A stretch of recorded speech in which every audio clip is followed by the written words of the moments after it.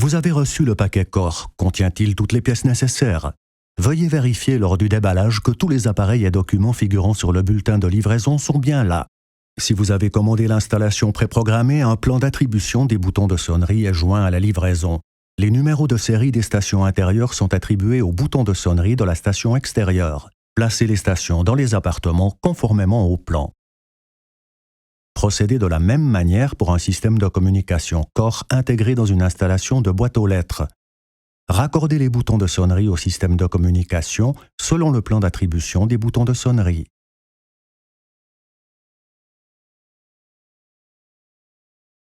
Chaque station intérieure possède un numéro de série. Ce numéro unique est attribué à un bouton de sonnerie. Cette programmation est enregistrée dans la station extérieure sur une puce EEPROM. Si on sonne à la station extérieure, le numéro de série associé est envoyé sur le bus.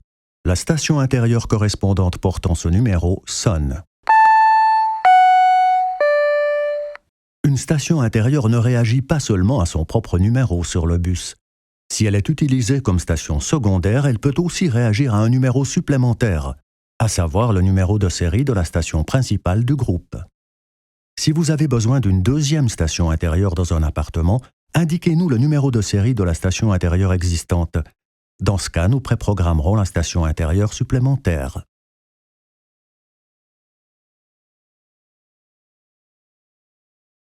Pour que la station intérieure la plus éloignée dispose d'une tension suffisante, nous recommandons pour le bus des fils de 0,8 mm de diamètre. Les valeurs suivantes mesurées sur les stations intérieures sont valables dans un interphone TC bus sans vidéo. Environ 24 volts entre les bornes A et B. Environ 26 volts entre les bornes P et B. Les valeurs suivantes sont valables dans un interphone TC bus avec vidéo. Environ 24 volts entre les bornes A et B, environ 26 volts entre les bornes plus et B, ainsi qu'entre les bornes plus et M. Des grandes pertes de tension indiquent souvent des problèmes de câblage, comme par exemple des fils trop fins, des mauvais points de raccordement, des câbles pliés ou des lignes trop longues. Une autre cause de sous-tension peut être une charge trop élevée. Regardez aussi le chapitre Affichage d'erreurs sur la centrale BVS 25, un peu plus loin dans cette vidéo.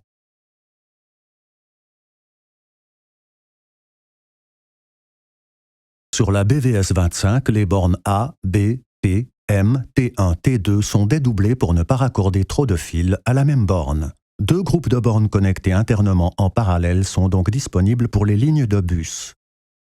Raccordez par exemple la ligne vers les appartements sur les bornes 29 à 34 et la ligne vers la station extérieure sur les bornes 35 à 40. Les bornes T1 et T2 servent uniquement de bornes auxiliaires et ne sont pas alimentées par la centrale.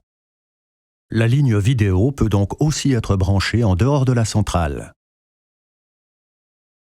Référez-vous au schéma fourni avec le matériel.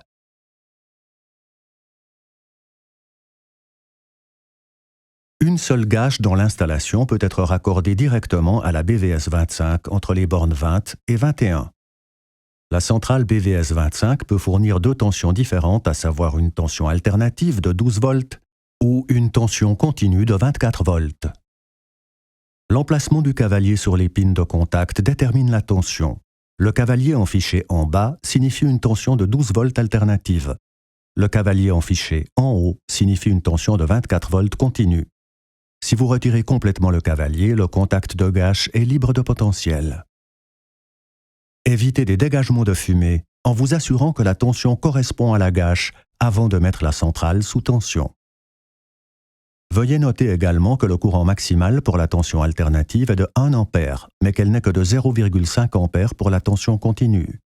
Il n'y a pas de tension en permanence sur la borne 19 en mode courant alternatif. S'il y a plusieurs gâches dans une installation ou si vous souhaitez raccorder en parallèle un contact de gâche d'une autre centrale, veuillez câbler selon le schéma fourni. Le vidéoclip Programmation avec une centrale BVS 25 explique comment régler les temps d'ouverture.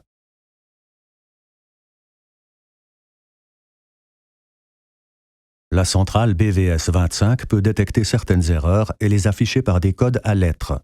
Ces erreurs peuvent être identifiées.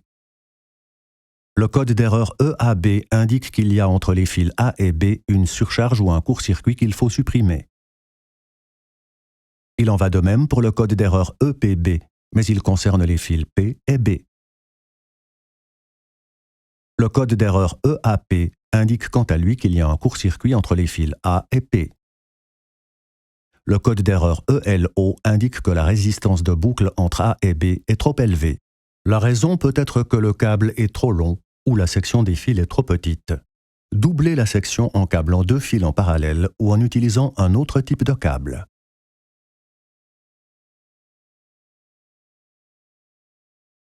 Certaines stations intérieures et extérieures signalent un dérangement par des signaux acoustiques. Quelles sont leurs significations?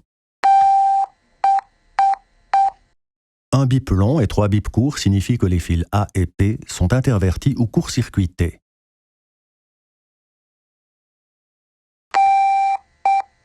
Un bip long et 2 bips courts signifient que le fil A n'est pas raccordé. Il se peut aussi qu'il y ait une coupure sur cette ligne. Un bip long et un bip court signifient qu'une touche est bloquée. Vérifiez toutes les touches de l'appareil en question, ainsi que le bouton palier s'il s'agit d'une station intérieure.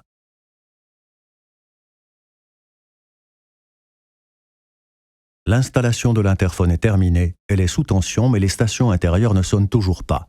Lorsque l'on sonne, seul ce signal retentit sur la station extérieure. Dans ce cas, les boutons ne sont pas encore programmés. Attribuez les stations intérieures au bouton de sonnerie correspondant. Si la station extérieure sonne normalement, ou si ce signal se fait entendre, vérifiez que le volume de sonnerie n'est pas diminué ou que l'appel n'est pas complètement désactivé sur la station intérieure attribuée. C'est ce qu'indique la LED rouge de la station intérieure. Si toutes les LED sont éteintes ou si la communication, l'ouverture et la sonnerie de la porte palière ne fonctionnent pas non plus, il se peut que l'appareil ne soit pas sous tension. Vérifiez que les fils sont correctement branchés et que les tensions de service sont présentes aux bornes.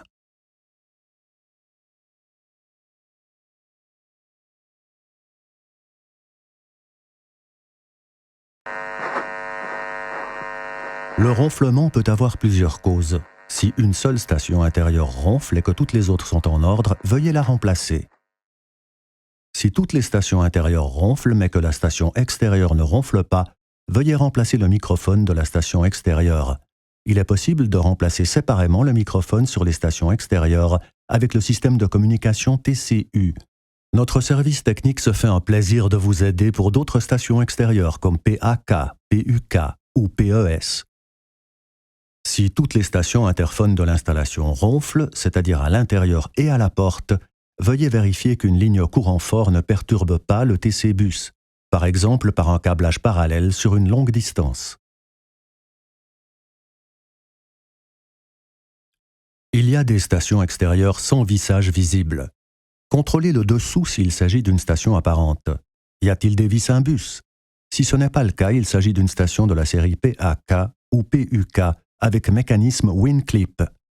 Une petite ouverture se cache dans la perforation du haut-parleur. Insérez l'outil WinClip correspondant dans cette ouverture. Cela a pour effet de déverrouiller la gâchette et vous pouvez alors pousser le verre de protection vers le haut. Ce verre sort et vous avez accès à l'intérieur. Vous n'avez pas d'outil WinClip? Vous pouvez aussi utiliser un attache-câble d'environ 2 à 3 mm de large dont vous coupez la pointe. Procédez comme suit pour réinsérer le verre de protection. Enfoncez et maintenir enfoncé l'outil spécial décrit auparavant. Puis poussez le verre de protection des porte-noms vers le haut sous la plaque. Retirez ensuite l'outil, poussez le verre de protection des porte-noms en bas dans le profil et le poussez légèrement vers le bas jusqu'à ce qu'il s'encliquette. Composez ces étiquettes d'identité comme suit. Téléchargez le gabarit d'étiquetage Word correspondant sur www.corage.ch. Inscrivez les noms et imprimez la page sur une feuille A4 semi-transparente. Découpez les noms et glissez-les dans les poches du verre de protection. Le tour est joué.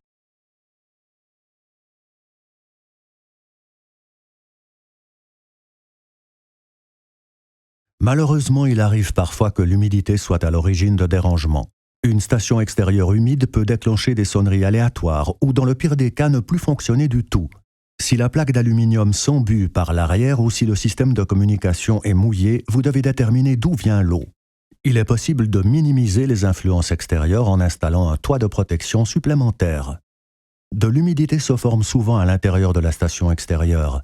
Des gouttes d'eau à l'intérieur de la plaque d'aluminium indiquent qu'il y a de la condensation. Elle est causée par la différence de température entre l'extérieur et l'intérieur et peut endommager le système électronique dans les cas extrêmes.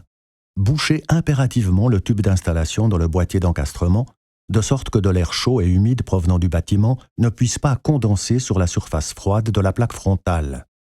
Laissez aussi toujours une petite ouverture libre dans la partie inférieure de la station extérieure afin d'assurer la circulation. Si ces mesures ne résolvent pas le problème, il est conseillé de monter un chauffage ou un boîtier apparent avec un toit de protection.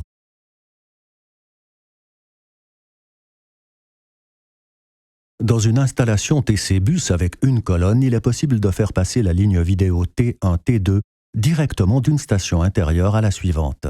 La longueur maximum du câble ne doit pas dépasser 250 mètres. Une ligne vidéo doit toujours être bouclée à la dernière station intérieure avec une résistance de 100 ohms. Sans cette résistance finale, il se produit des réflexions de signaux qui perturbent l'image vidéo. Les lignes verticales sont doublées, des images fantômes se produisent. Dans une installation TC-Bus à 2 colonnes, un distributeur vidéo est nécessaire pour la distribution du signal vidéo sans perturbation. Dans ce cas également, chaque colonne doit être bouclée à la dernière station intérieure avec une résistance de 100 ohms. Si l'installation est réalisée avec des lignes en étoile, par exemple à partir d'une colonne montante vers chaque appartement, il faut un distributeur vidéo à chaque point de dérivation. Il existe aussi des distributeurs vidéo en petite exécution qui se montent dans des boîtes de dérivation. Cette solution exige que chaque ligne vidéo soit bouclée à la station intérieure avec une résistance de 100 ohms. L'entrée du dernier distributeur vidéo doit également être bouclée avec le jumper de résistance finale. Si vous n'avez pas assez de place dans la boîte de dérivation, vous pouvez aussi travailler avec des bornes. Faites passer la ligne vidéo avec la paire de fils blanc-vert dans l'appartement. Ramenez-la à la boîte de dérivation, cette fois-ci avec la paire blanc-brun. Dans la boîte de dérivation, raccordez les fils sur la paire blanc-vert pour aller dans l'appartement suivant. Retour avec la paire blanc-brun et ainsi de suite. Dans ce cas, veillez également à respecter la longueur maximum de 250 mètres. Il est possible pour des sorties vidéo supplémentaires de cascader jusqu'à 15 distributeurs vidéo. L'entrée R1-R2 est branchée sur l'entrée R1-R2 du deuxième distributeur et ainsi de suite. Le jumper du dernier distributeur de la chaîne reste en position on. Le jumper doit être mis en position off sur tous les distributeurs précédents.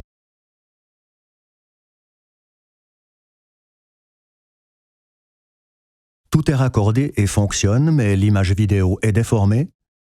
C'est dû au fait que les 2 fils vidéo ont été intervertis quelque part dans l'installation. Contrôlez l'installation. Tous les fils sont-ils branchés selon le schéma inclus dans la livraison? Vérifiez en particulier les fils vidéo au niveau des bornes portant les lettres T ou R. Il faut toujours faire passer les fils vidéo par les bornes du même nom, c'est-à-dire de T1 à T1 et de T2 à T2. Pour éviter de manière générale d'intervertir des câbles, nous recommandons de toujours procéder au câblage selon le même système. Utilisez par exemple pour les bornes A, B, la paire blanc-bleu, pour plus-moins la paire blanc-jaune, pour la ligne vidéo T1 et T2, la paire blanc-vert. Dans le meilleur des cas, installez de haut en bas. Vous trouverez de plus amples informations sur www.corage.ch.